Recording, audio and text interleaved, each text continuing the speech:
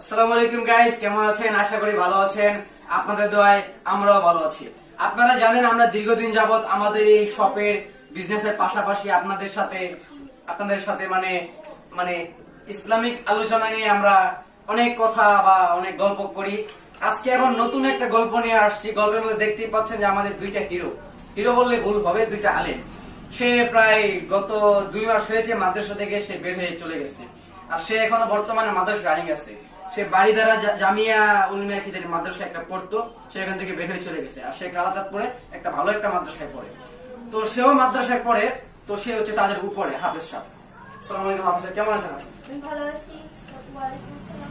আচ্ছা, তারা দুইজন যে আজকে ইন্টারভিউ নিব, আপনি একটু ক্যামেরায় তাদের সম্পর্কে কিছু একটা বলেন। তারা কি আসলে কি পারবে নাকি ফেল করবে?